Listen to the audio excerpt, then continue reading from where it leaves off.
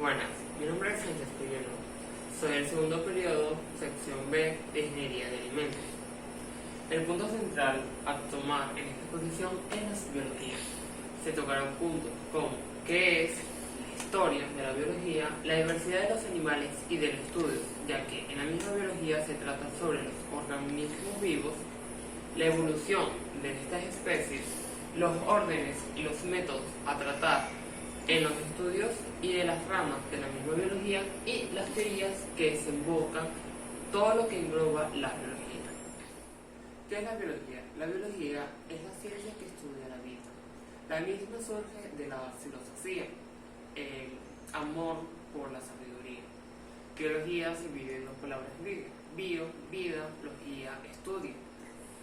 La misma tiene como padre Aristóteles, aunque en otras partes del mundo también se hablaba de la biología, pero Aristóteles dio el paso para que este estudio fuera más conocido o tuviera las bases que hoy en día se tomaron. Este mismo fue y estudió, dio las bases después del 347 a.C., después de la muerte de Platón, donde empezó sus estudios.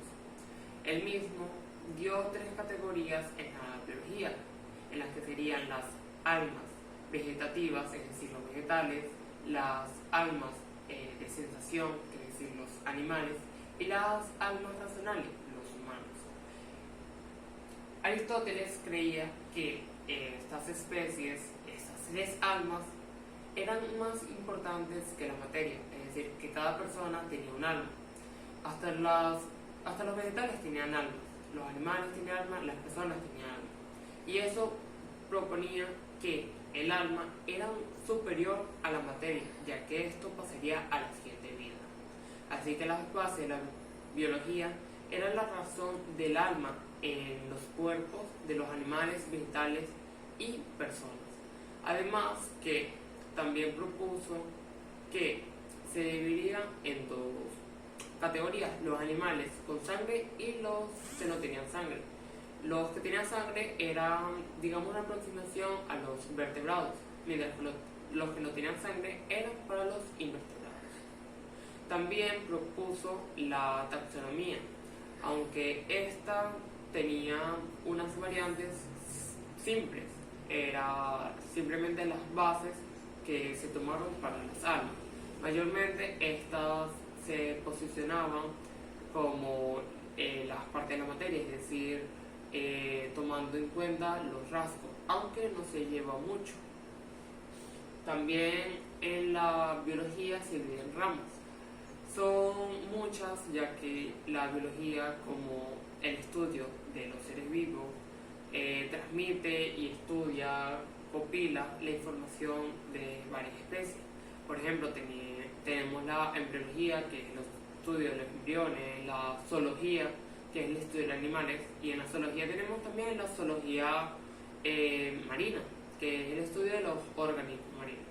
Aunque también la biología estudia los microorganismos, donde tenemos la microbiología. Para resumir, o para hacerlo más sencillo, hablaremos de tres ramas que yo creo que serían importantes dejar en claro. Para empezar está la filogenia, que en cierto sentido es una ciencia parecida a la taxonomía, aunque la taxonomía busca la similitud en características de los animales para hacer un árbol genealógico, es decir, un árbol de genes. La filogenia busca estas características y las une para hacer una rama evolutiva, es decir, como un árbol se ramifica, toma las ramificaciones y hace que los animales tengan los antecedentes comunes y sus predecesores, es decir, que una misma especie pudo haber evolucionado o está evolucionando a otra. Ese se encarga la filogenia, que recopila estas informaciones para hacer este árbol. Tenemos en la filogenia a su padre, que sería Wilhelm Henry. Este mismo estuvo en la guerra, pero por un daño por granada, quedó fuera de campo de batalla y empezó su estudio en los insectos.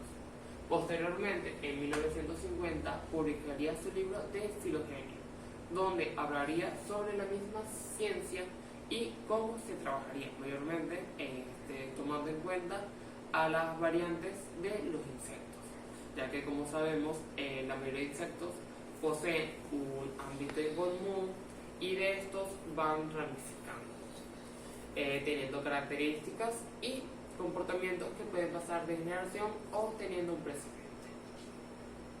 Posteriormente tenemos la microbiología, teniendo a su padre, que es Anton van Leeuwenhoek, en el cual se encarga del estudio de la vida microscópica. Un dato curioso es que en 1669, antes que sus descubrimientos dieran la luz, él se encargaba de la topografía, que es el estudio de la Tierra, mayormente en los límites. Él estuvo estudiando la microbiología, ya que con la ayuda de la topografía pudo hacer su propio microscopio, y haciendo pruebas con algas y piojos se le ocurrió dar con su propio esperma, haciendo el descubrimiento de los espermatozoides. Esto sería importante, ya que daría las bases de los descubrimientos. Aunque un dato curioso es que Anton no tenía las bases científicas, así que con la ayuda de su descubrimiento y sus ansias de explorar este nuevo mundo, empezó su investigación, haciendo así el nacimiento de un nuevo científico. Mayormente, esto dejó en claro que era un espermatozoide, ya que desde hace tiempo, desde la era de Aristóteles, se hacía especulaciones de qué era el esperma y por qué era la esencia de la vida. También está la genética. Como sabemos, es el estudio de los genes, el estudio de los fenotipos, estas características que pasan de generación en generación, teniendo como clave o padre a Gregor Mendel, que fue un monje que estudió sobre este comportamiento. En 1865 publicó sus 3 leyes. La primera ley dice que una especie pura, es decir, que no tiene ninguna malformación o genética diferente, es decir, que una especie con las mismas características, las mismas contribuciones de su misma especie, no podrá parecer la siguiente generación sobre un nuevo carácter genético si éste no la posee, excepto si fuera una malformación de este gen, es decir, una mutación. Pero en dado caso, los mismos genes pasarán a la siguiente generación. La segunda ley, posteriormente con el gen recesivo, que es el gen, en cierto sentido, sumiso ante el dominante, este gen queda a la sombra del dominante, que puede pasar a la siguiente generación, pero no puede mostrar. Este gen puede ser el dominante en una generación tal, o con el cambio de los genes podría tener una importancia.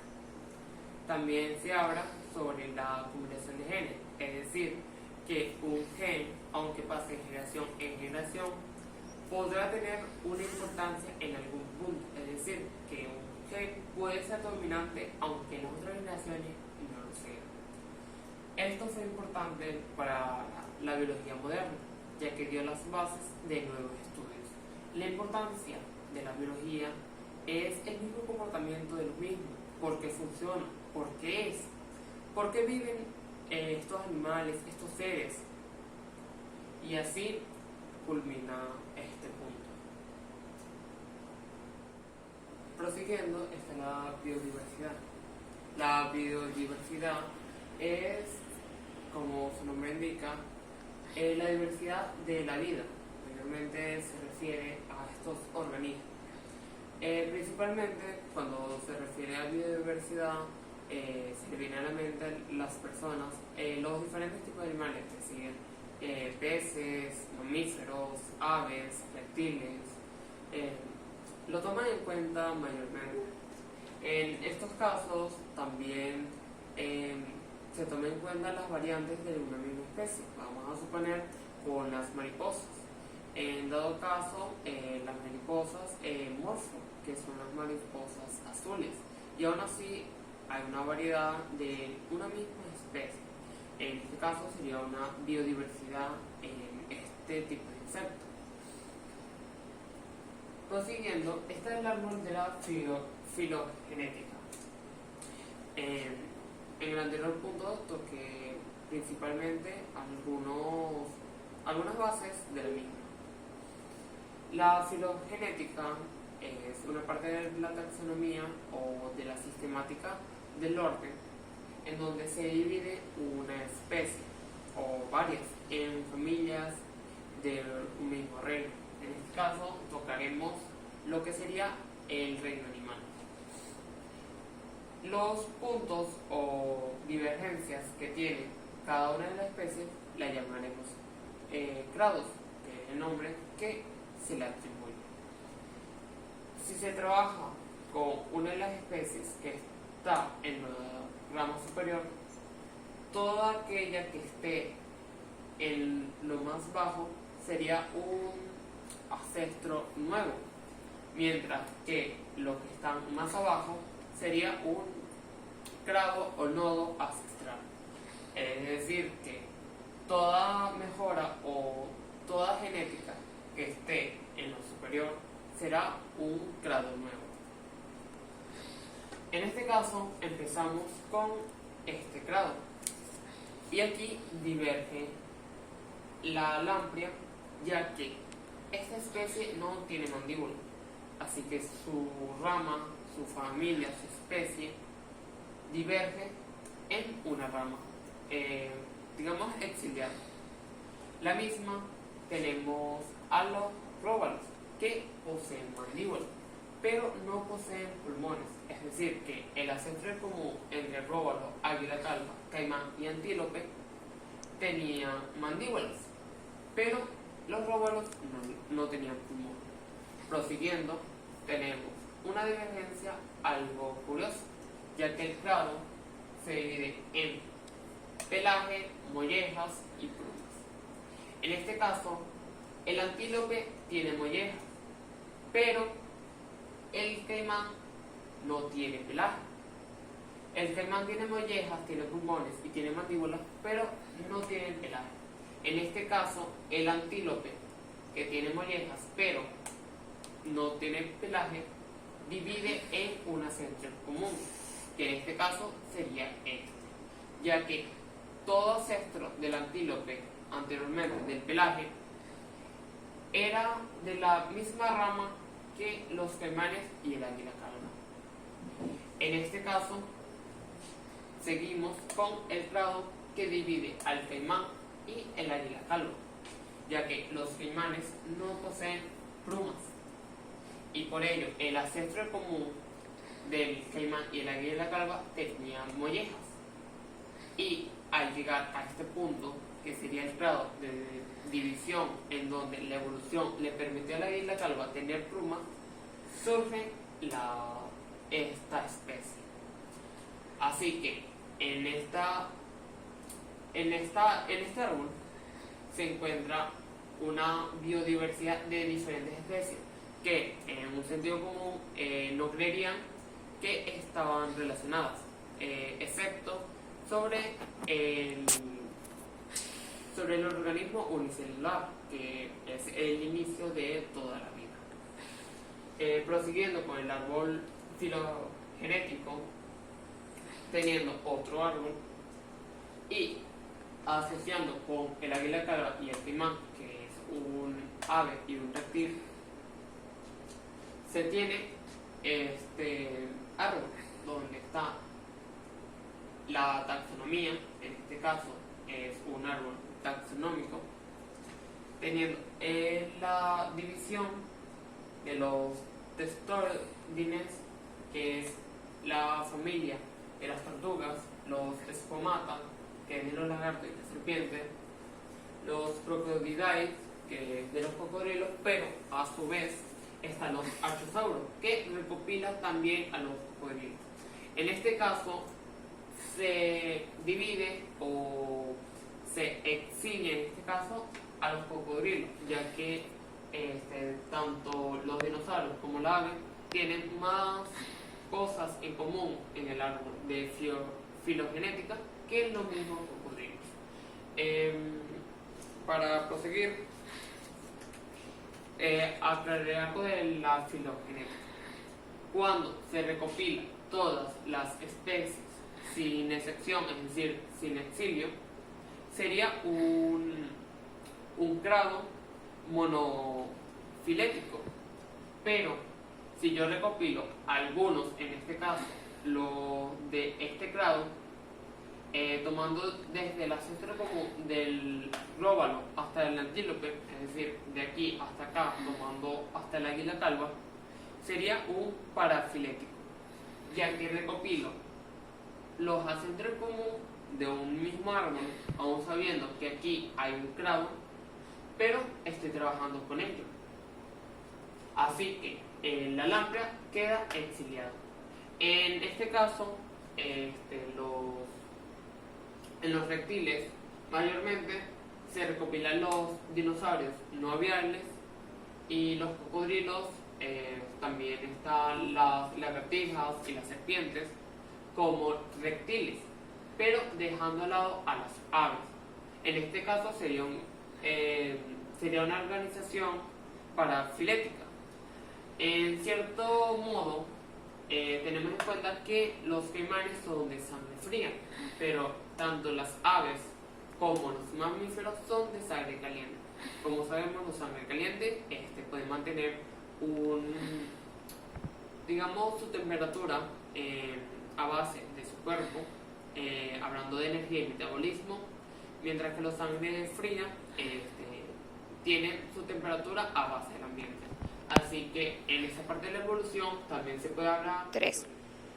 En estos casos, hablando también de las diferentes especies, podemos tomar en cuenta la evolución. Como sabemos, la evolución son estos cambios que tienen las especies al paso del tiempo para que se puedan adaptar a su ambiente o un ecosistema. En cierto sentido, toda especie tiene beneficios en su hábitat, ya que su cuerpo está adaptado para ese ecosistema. Digamos que es la ley de la naturaleza referente a la evolución de estas especies. Digamos que es una ley que lo tiene en el origen de las especies de Charles Darwin en 1859, que con el paso de esos viajes en el viaje Beagle pudo ver las diferentes especies y sus variaciones. Es decir, una simple especie, vamos a suponer una ave, una misma ave de diferente color o de un diferente rasgo se podía ver en una localidad igual, en este caso en Acarigua, que haya una ave del lugar, mientras que en Barquisimeto haya otra ave que sea de la misma familia, pero tengan rasgos que atribuyan a una mejor supervivencia y digamos que sobrevive estas cualidades para hacerlo más apto. En este caso, cuando me refiero a una ave de Acarigua Araure o una ave de Barquisimeto, no me refiero a una ave de ciudad, sino más bien a una ave con la cualidad de adaptarse mejor a su ambiente.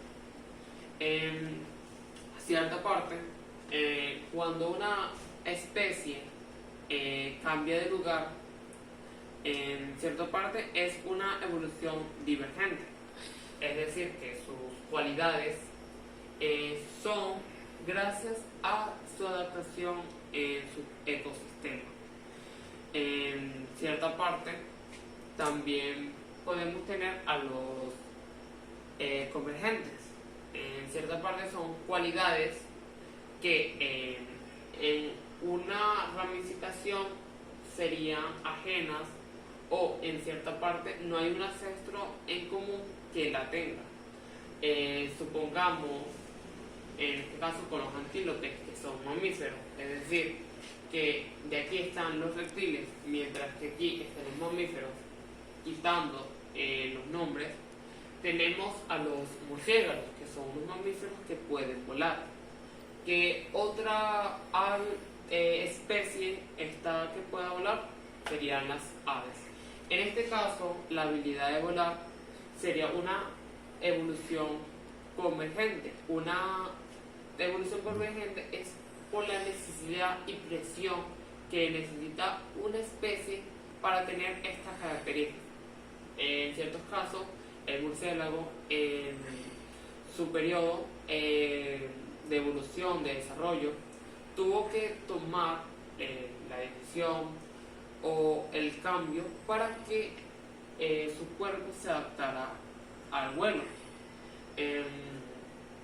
Como se puede ver en las alas de un murciélago, estas serían sus manos, ya que posee las articulaciones adecuadas de un mamífero, mientras que en las aves se encuentran sus huesos. En cierta parte también se puede tener a la coevolución, que se puede dividir en 4. Principalmente podemos entrar con el mutualismo. El mutualismo es esa evolución que ayuda a varias especies, o principalmente dos, en un ecosistema.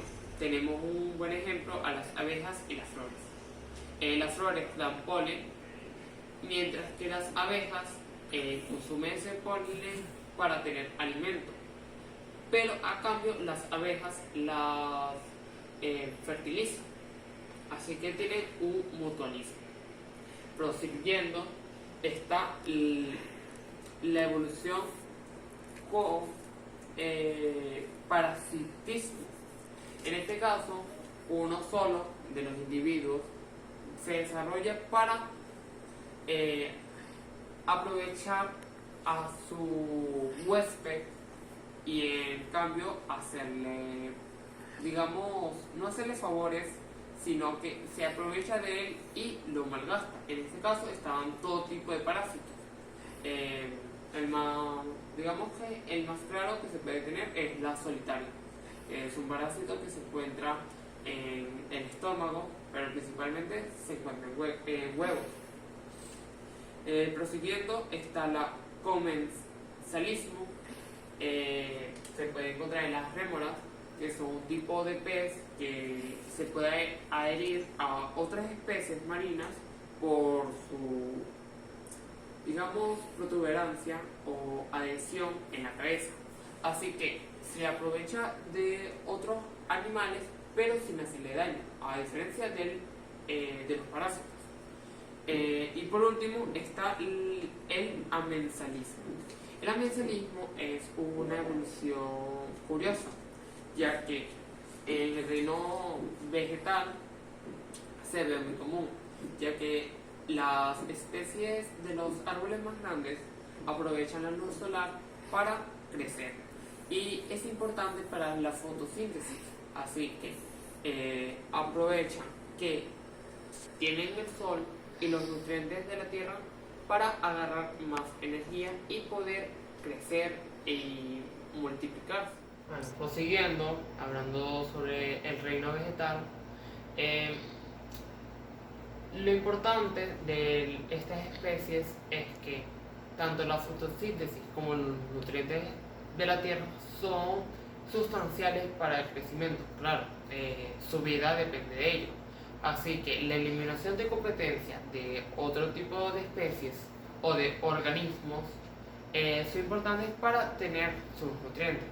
Así que su evolución permite que estos árboles o vegetales más grandes que sus adversarios tengan mayor posibilidad para obtener estos nutrientes o también para tener defensas en el caso de los hongos, que aunque no sean del reino vegetal, ya que es del reino fungi, tienen una rivalidad con estas plantas, mayormente con los árboles, ya que ante ellos los hongos roban parte de los nutrientes del suelo, así que se crea una lucha constante. Así que la evolución permite que entre estos dos reinos haya ciertos combates. Repasando con todo lo del filo, es importante tener en cuenta que aunque dos animales no se parezcan, en el caso de las aves y los reptiles, siempre tendrán un ancestro común. Por ejemplo, nosotros, los humanos, tenemos ancestros comunes con los simios y con toda la rama de los monos, babuinos, lémures. Y en cierta parte es algo común que se confundan en la parte de la evolución, ya que no venimos principalmente del mono. El mono actual tiene un ancestro común con nosotros. Así que las especies actuales son productos de la evolución, productos de las generaciones. Como dijo Mendel sobre los genes heredados, también se va con la evolución, ya que estos genes se pasan de generación en generación. Así que tanto la evolución como la genética van de la mano. Y en caso de los dinosaurios, teniendo en cuenta que las aves son más cercanas a los dinosaurios que los mismos cocodrilos, es que las aves pudieron adaptarse mejor a su ambiente, a los cambios, y la evolución de los mismos les permitió seguir con vida, mientras que los dinosaurios, que con la actividad del meteorito tuvo un impacto en, digamos, la masacre de la vida en las zonas, haciendo también con el paso del tiempo la temporada o la era de hielo, varias de estas especies pudieron sobrevivir, haciendo que los ancestros comunes pudieran sobrevivir con el paso del tiempo y además adaptarse a los nuevos hábitats. Así que la importancia de la evolución es que si te puedes adaptar a un lugar o si puedes adaptarte a una nueva forma de vida, esto indicaría tu sobrevivencia en el mundo. Como último punto, tocaremos la jerarquía de la vida. Como sabemos, en la biología existen agrupaciones de diferentes tipos. En este caso es la agrupación de la vida. Todo inicia con el nivel acelular y precelular, donde tenemos los átomos y moléculas. Un átomo es, digamos, la cantidad existente más pequeña que conocemos, aunque se han dado estudios de otras sustancias o materias más pequeñas que un átomo, aunque tomaremos aquí como la base. Los átomos son todas aquellas materias, si lo podemos llamar así. Por ejemplo, está el oxígeno, que son átomos en nuestra realidad, y la molécula es una agrupación de átomos. Por ejemplo, el agua, el H2O, son dos átomos de hidrógeno y uno de oxígeno. Así que tenemos en cuenta que una molécula es una agrupación de átomos y un átomo es una entidad en sí misma. Como sabemos, los átomos se encuentran categorizados en la tabla periódica, así que tanto la plata como el oro también son átomos y así sucesivamente. Mayormente se consiguen en estado puro, aunque también con aleaciones o amalgamas entre otros átomos, creando así diferentes materiales. En secuencia estarían los organulos, que son, digamos, esas partes o órganos de una célula. Estos organulos si se puede poner de ejemplo esto, son los componentes de silicio. Se puede encontrar mayormente, para nombrar, el núcleo y el nucleolo, que es esta parte de la célula que contiene el ADN. El ADN, como sabemos, es este listado de componentes que dan a ese organismo las indicaciones para su supervivencia o simplemente para las características de sí mismo. Por ejemplo, esta célula tiene esa forma ya que el ADN le permitió tener esa forma. En ejemplo, también tenemos las mitocondrias, el citoplasma y los ribosomas. Los ribosomas son los que hacen la proteína por medio de las indicaciones del ARN. Está el citoplasma, que es todo lo que contiene la célula para mantener los organulos, y la mitocondria, que permite la respiración celular. Prosiguiendo con la célula, que sabemos que es este componente, está también la supracelular, los tejidos, que es una agrupación de células. Los tejidos mayormente se pueden encontrar como la piel, que es una agrupación de células ya vivas o muertas que nos protegen de agentes externos.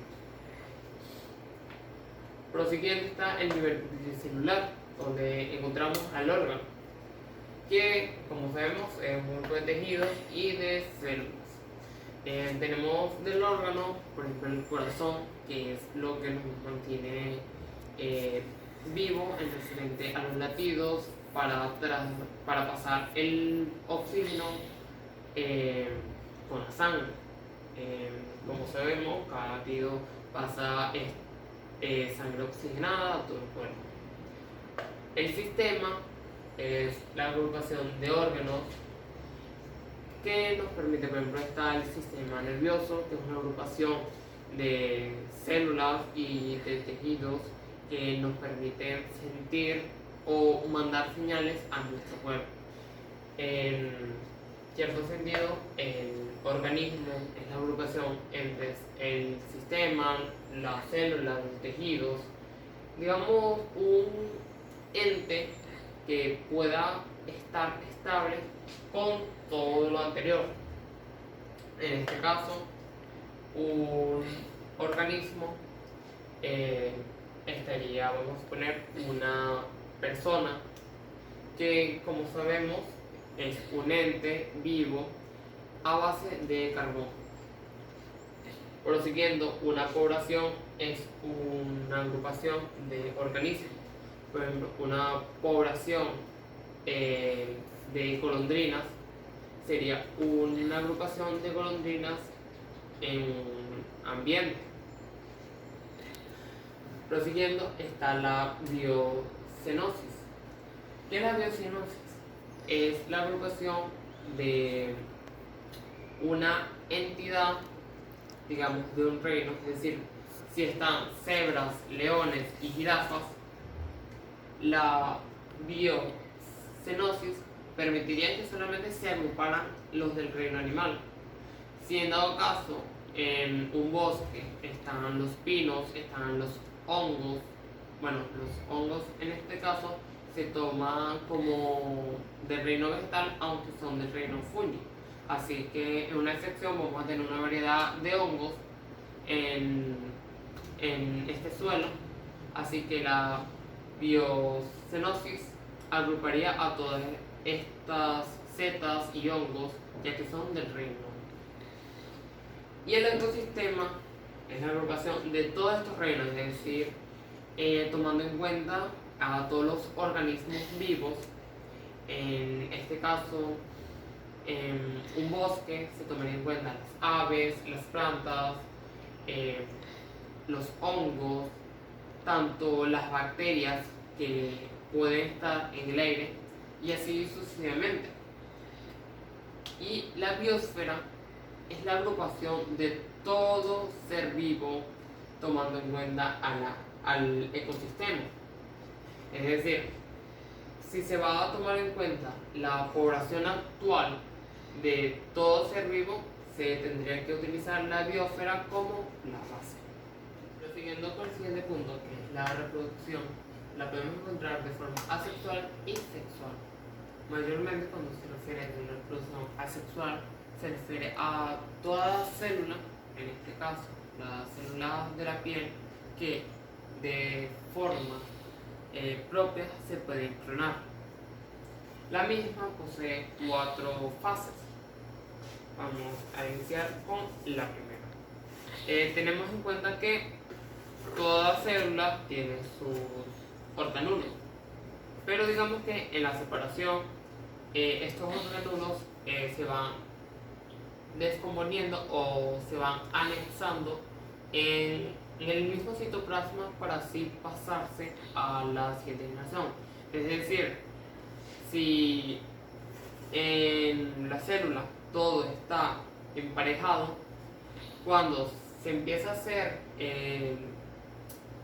este cambio, esta reproducción o clonación, todo se empieza a licuar y simplemente lo que queda serían los cromosomas, que serían los indicados para hacer que la célula empiece a tener su misma forma, ya que como sabemos los cromosomas son parte de los genes y estos genes son los que indican a la célula qué forma y qué misión tendrá.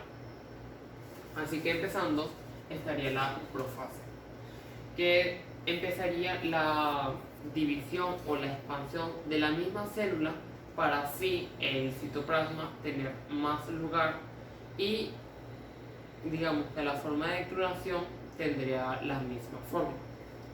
En cierta parte, la metafase mantendría digamos, los cromosomas más acercados y manteniéndolos para que en la anafase pudiera multiplicarse. Como tienen en cuenta, aquí hay 2 verdes y 2 rojos representando los cromosomas. En este caso se multiplicó de 4 a 4 teniendo 8. Y de último está la telofase, que sería la reconstrucción de la célula, haciendo que terminemos con 2 células iguales, es decir, con la misma cantidad de cromosomas, es decir, de carga genética. Pero en la versión de la reproducción sexual sería el mismo proceso que la sexual, pero estas células son a base de los gametos, tanto óvulo como espermatozoide. En este caso, en la reproducción sexual, el espermatozoide y tanto el óvulo sufren el mismo proceso de clonación, pero estos se basan en las 4 fases de la sexualidad y a su vez tienen una fase intermedia, que en este caso sería esta de la célula, que pasaría la carga, es decir, que la célula se clonaría y a su vez la célula pasaría otra vez una reproducción de clonación, pero en este caso la última célula tendría la mitad de la primera, es decir, que estarían las células divididas por mitades. Se pasaría la célula por la profase número 2, se ampliaría, estaría la metafase número 2, donde se recuperarían los cromosomas, estaría la anafase número 2, donde ya se dividirían los cromosomas, y la telofase, donde estos cromosomas se repartirían para las nuevas células, dejando así las células nuevas a base de la reproducción sexual. Mayormente, la reproducción sexual, dejando estas nuevas células, daría así la formación de nueva vida, es decir, se pasaría de sexual para hacer el nuevo organismo, y de ahí pasaría a la sexualidad para hacer los tejidos, los órganos y así sucesivamente.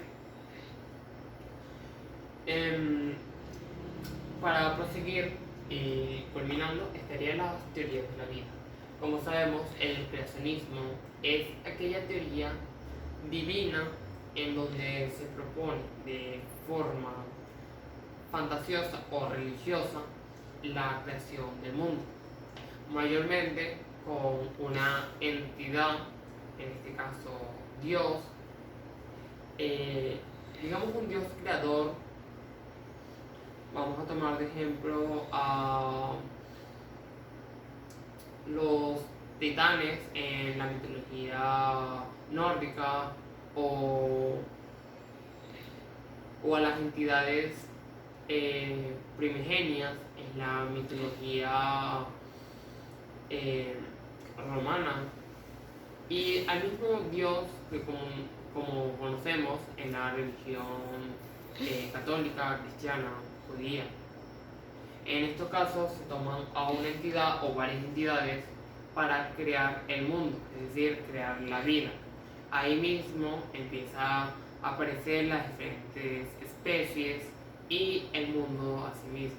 Mayormente el creacionismo se dejó de lado cuando se empezó a estudiar la misma ciencia, es decir, por qué aparece, porque hay diferentes especies, cómo funciona la vida.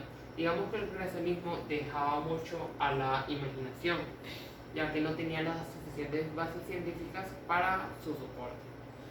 Aunque asimismo el creacionismo puede tener una base en los agnósticos, al hacer una, digamos, mezcla entre el creacionismo con la teoría de la ciencia. Es decir, en vez del Big Bang como conocemos, que es la creación del mundo por base científica, que hay tantas teorías que no hay una sola, pero la mayoría parte del mismo punto, una explosión donde millones de átomos, polvo estelar, fueron repartidos, y de ahí surgieron la creación de las estrellas, de los planetas y así sucesivamente.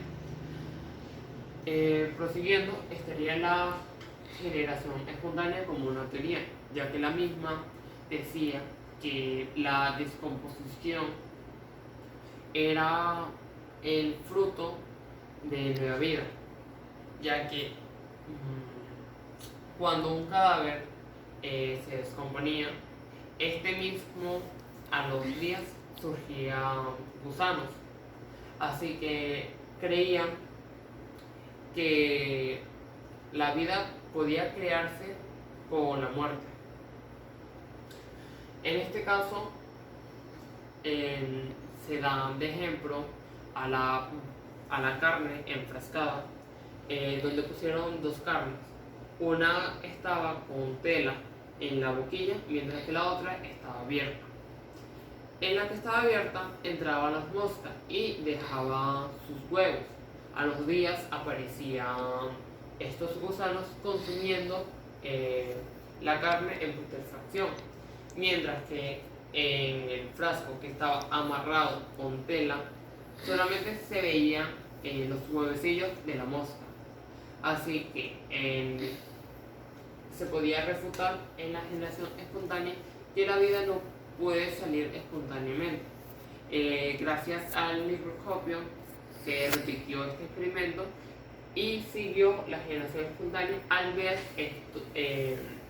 células, también bacterias y virus salir de la descomposición, pero esta misma procedía de la función de la descomposición de la misma materia. Así que se creó una nueva teoría sobre la generación espontánea. O sea, no podía crear un organismo como si fueran unos gusanos, sino que las bacterias podían surgir de esta generación espontánea. Aunque Pasteur, el mismo que hizo la pasteurización en el caso de las vacunas, tuvo la idea de la biogénesis cuando creó un frasco con boquilla de cisne, que vamos a poner, el frasco es un frasco normal, pero la boquilla iba así. Así que el aire podía salir o entrar, pero las bacterias del mismo aire, vamos a suponer el polvo, no podía entrar en la sustancia, ya que en otros ejemplos se ponía una botella con alguna sustancia que anteriormente estaba siendo lavada a base del fuego, y la misma, bueno, en este caso se llama esterilización. Bueno, los frascos fueron esterilizados, pero no tenían el tiempo suficiente. Además, que los mismos frascos fueron sellados en tapas de corcho. Como sabemos, el corcho deja pasar el aire. Estos mismos se contaminaron por el paso del aire o por el paso del mismo corcho. Y los mismos tuvieron una sustancia líquida llena de organismos celulares. Así que esta generación aún se mantenía. Lo que hizo Pasteur en respuesta a este ejemplo fue hacer este tipo de boquilla, y la sustancia líquida no estuvo con ningún tipo de célula adentro, ya que la boquilla no permitía que el polvo o que otra bacteria o célula pudiera entrar en la sustancia.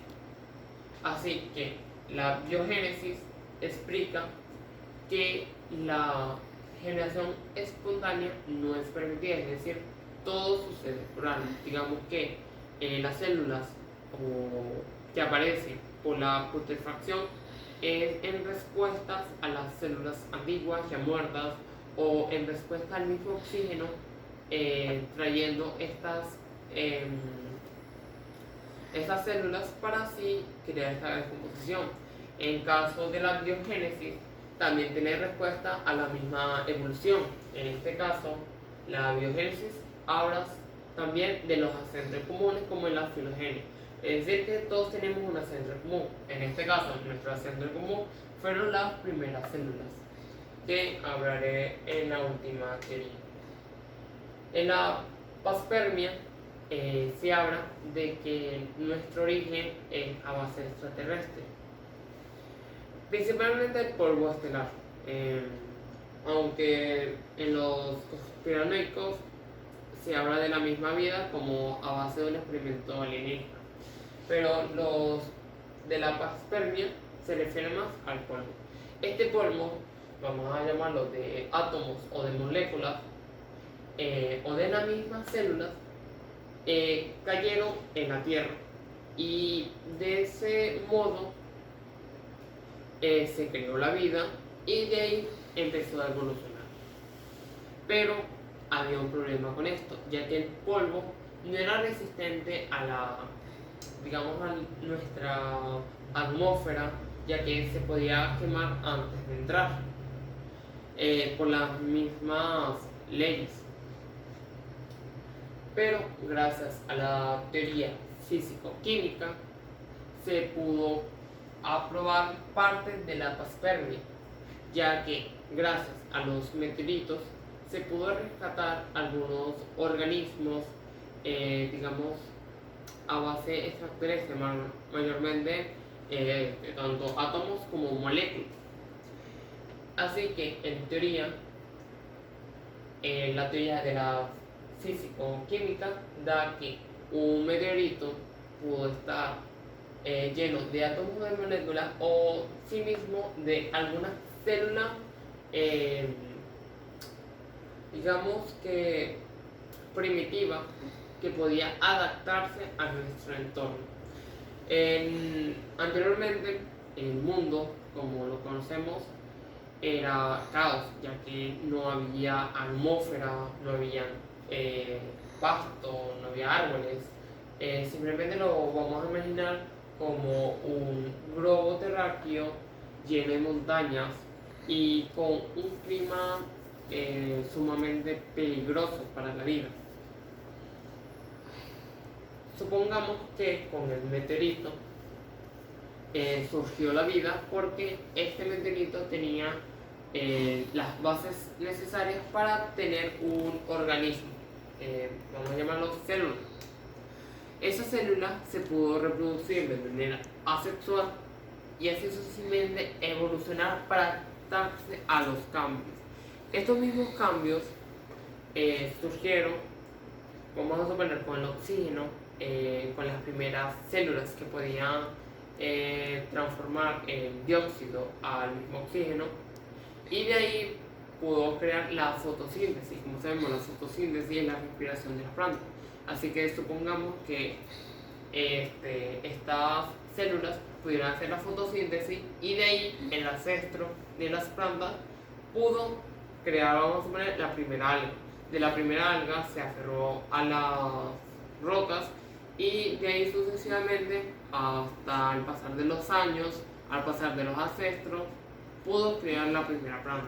Igualmente con los animales surgió lo mismo. Vamos a suponer con los gusanos, sucesivamente fueron evolucionando los peces, de los peces a los anfibios, de los anfibios a los mamíferos, de los mamíferos vamos a tomar a los primates y de los primates a los mismos humanos.